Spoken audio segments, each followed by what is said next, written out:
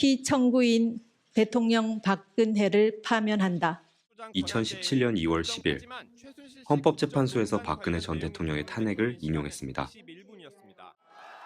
국정농단이 세상에 알려진 후 19번의 촛불 집회를 통해 이뤄낸 결과입니다. 1,500만여 명의 국민들이 세종대왕의 지식과 이순신 장군의 용기를 이어받아 광화문 광장에 섰습니다. 저마다 안고 있는 이야기는 다르지만 모두 한마음이 되어 민주주의를 외쳤습니다. 수많은 촛불을 보면서 문득 이런 생각이 들었습니다. 사람들이 왜 광화문에서 모였을까?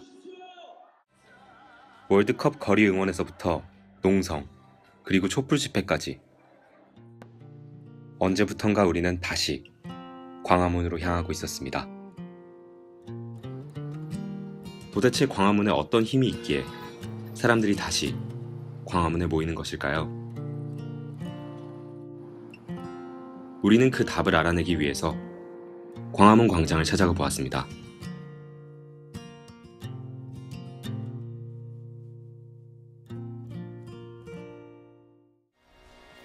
꿈은 이루어진다. 2002년 우리나라는 월드컵 4강 진출이라는 꿈을 이루었습니다. 이는 국민들의 뜨거운 응원이 있었기에 가능한 일이었습니다. 광화문에 모인 국민들은 모두 하나가 되어 대한민국의 뜨거운 열정을 보여주었습니다. 우리나라 분들이 그렇게 열정적일까? 몰랐는데 정말 그렇더라고요. 모이면 안 된다 뭐 이런 속설들이 있었는데 그 속설을 한 방에 파괴한 계기가 됐다. 네, 그렇게 생각을 합니다. 대한민국은 많은 사람들이 모였을 때 더 빛났습니다. 일본의 속설을 한 번에 파괴하면서 우리는 대한민국의 힘을 당당히 보여주었습니다. 특히 우리 국민들이 거리 응원을 즐기는 모습은 너무나도 아름다웠습니다. 불편함을 참아가면서 서로를 배려하는 모습은 세계를 놀라게 할 정도였습니다. 이제 가벼운 접촉사고가 나도 그냥 빵빵 하고 헤어지고, 네. 정말 아무튼 월드컵은 여러 가지 큰 변화를 준 것 같은 생각입니다. 붉은 악마는 경기가 끝나면 무조건 청소를 합니다. 네. 그 모습을 보고 그 광화문의 시민들도 우리가 붉은 악마이기 때문에 청소하자. 그래서 다 게임 끝나고 뭐 갈 때는 다 깨끗해지고, 이게 해외에서도 굉장히 놀란 큰 사건이었죠. 네. 많은 사람들이 모이면 사건 사고가 나기 마련이지만 대한민국은 광화문은 달랐습니다. 우리는 선진화된 시민의식을 바탕으로 거리 응원이라는 하나의 축제를 즐겼습니다. 월드컵 거리 응원 이후 광화문은 우리에게 이정표가 되어주었습니다. 우리는 이때의 기억을 가슴에 안고 촛불 혁명이 나아가야 할 길을 묵묵히 걸어갔습니다. 뭐 광화문에서는 아무리 많은 분들이 모이더라도 사건 사고가 없고 평화적이고 아름답고 축제가 되는 그런 뭐 집회 뭐 이런 것들은 다 공감할 것 같다. 세계 언론이 다 인정을 하는 뭐 그런 장소가 됐죠. 어느 나라도 없을 겁니다. 우리는 월드컵 거리 응원을 통해 광화문이 가진 힘을 발견할 수 있었습니다. 광화문은 우리의 열정을 하나로 모아주었습니다. 사람들이 광화문으로 다시 향하는 첫 번째 이유, 그건 바로 화합이었습니다.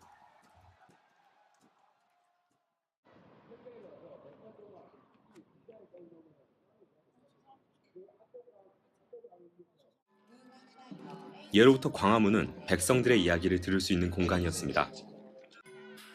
광화문이 조선의 한양의 중심이었기 때문에 가능한 일이었습니다. 광화문이 경복궁의 정문이잖아요. 경복궁 정문을 중심으로 육조거리라고 하죠. 그러니까 조선시대에 중앙 관청들이 있었던 곳이라고 생각하면 되는 곳이고요.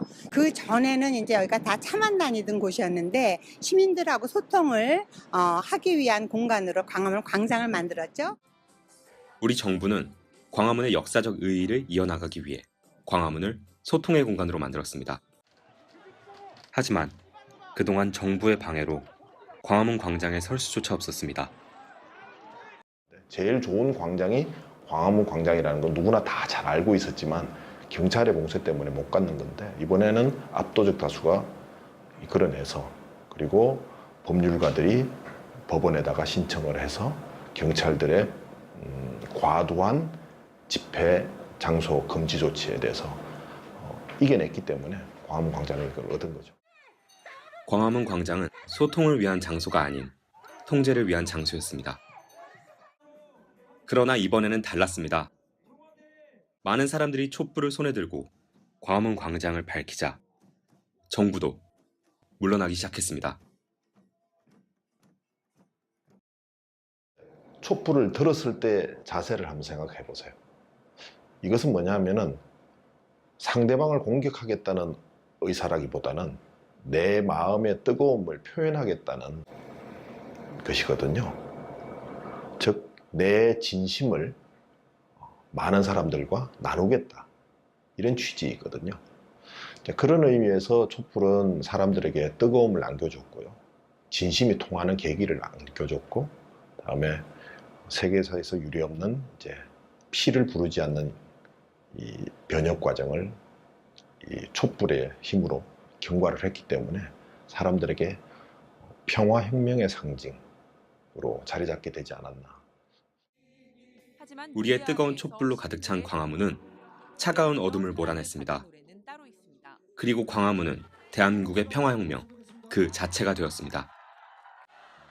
사람들이 광화문으로 다시 향하는 두 번째 이유, 그건 바로 촛불이었습니다.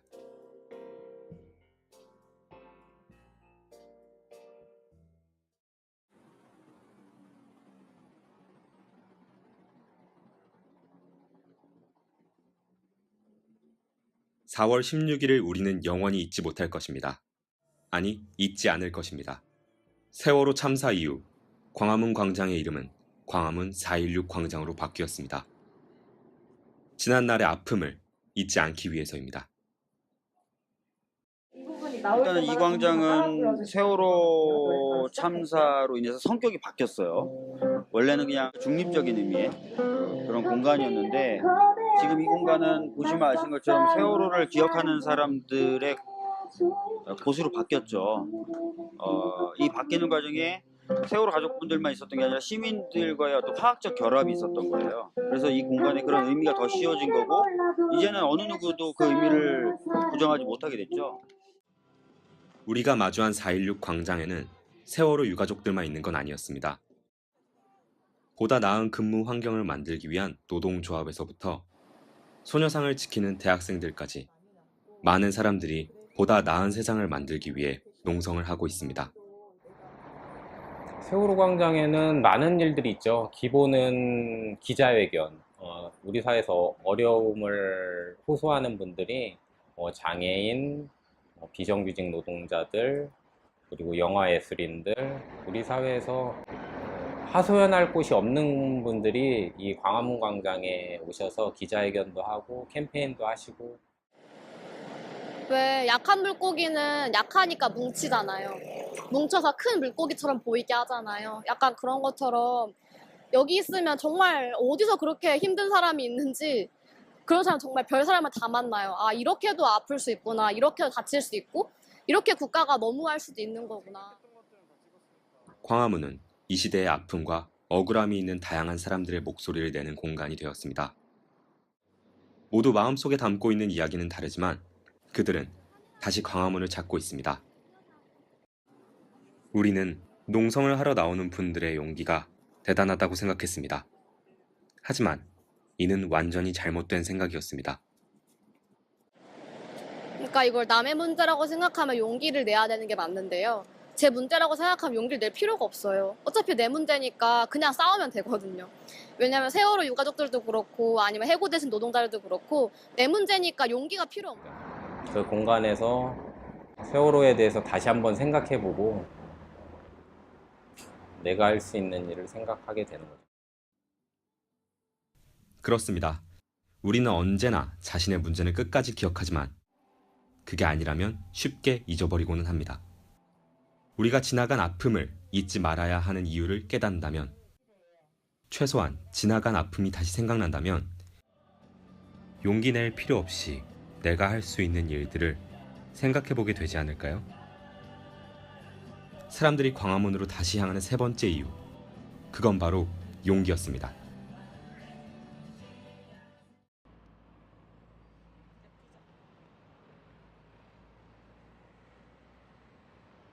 김석 시인은 광화문의 이름을 문화가 꽃피는 곳이라고 다시 해석했습니다. 아름다운 꽃을 피우려면 우선 튼튼한 씨앗을 심어야 합니다. 우리는 광화문을 다시 찾는 사람들과 함께하면서 우리가 심어야 할 씨앗이 바로 소통이라는 것을 깨달았습니다. 시민들이 언제나 이렇게 즐길 수 있고 정부를 향해서 이제 목소리를 낼 수 있는 그런 장소. 네. 앞으로도 지속적으로 여기서 그런 소통의 장이 열리지 않을까라고 생각을 합니다. 저는 계속 약간 신문고 같은 역할이었으면 좋겠어요. 아픈 사람, 힘든 사람, 힘들면 와서 국을 울렸던 것처럼 자기 억울함을 풀어달라고 했던 것처럼 좀 그런 역할을 했으면 좋겠어요, 광화문. 광화문이 소통을 위한 장소로 거듭난다면 우리의 튼튼한 씨앗은 그 어떤 비바람도 이겨낼 수 있을 것입니다. 씨앗을 심었으면 끊임없는 애정을 가지고 꽃을 돌봐야 합니다. 우리는 광화문을 다시 찾는 사람들과 함께하면서 우리가 가져야 할 끊임없는 애정이 바로 관심이라는 것을 깨달았습니다. 천막이 없어지고 그래서 이제 깨끗한 거리도 되고 이게 없어지게 되는 날 아마 사람답게 살 수 있는 세상이 되지 않을까 저는 그렇게 생각해요. 그리고 앞으로도 세월호가 끝나지 않았거든요. 그래서 끝까지 잊지 말고 지켜봐 주세요.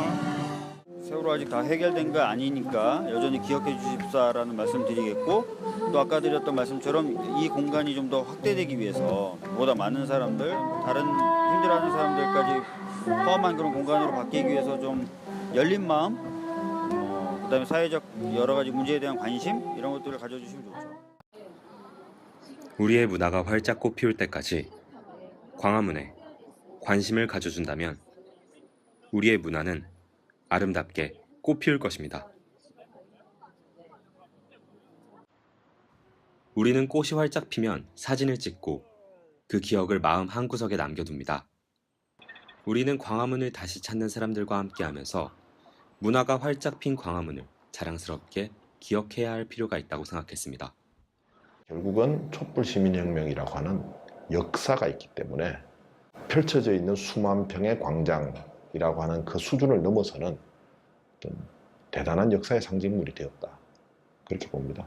시대니까 경복궁을 남겨놨다면 대한민국이라고 하는 현대의 국가는 광화문 광장이라고 하는 중요한 유산을 우리에게 남겨줬다. 그렇게 자부해도 좋을 것 같습니다. 저는 대한민국 국민이기 때문에 가능하다 이런 생각을 합니다. 말씀드렸듯이 뭉치면 안 된다. 이런 것들을 2000년 월드컵이 계기가 됐고 이번에 여러 가지 집회를 통해서 시원하게 파괴한 큰 계기다. 저는 대한민국 국민들 나라 너무 사랑합니다. 우리는 지금까지 월드컵 거리 응원, 시민 촛불 혁명, 그리고 농성이라는 문화를 광화문에서 꽃피웠습니다. 한 사람 한 사람이 모여 씨앗을 심고 애정을 담아나간 결과였습니다. 그러나 아직 광화문에는 피지 못한 꽃들이 많이 남았습니다. 소통, 관심, 그리고 기억. 앞으로 광화문에서 만개할 꽃들을 위해서 우리는 오늘도 다시 광화문으로 향합니다. 결국은 싸움을 계속하는 사람들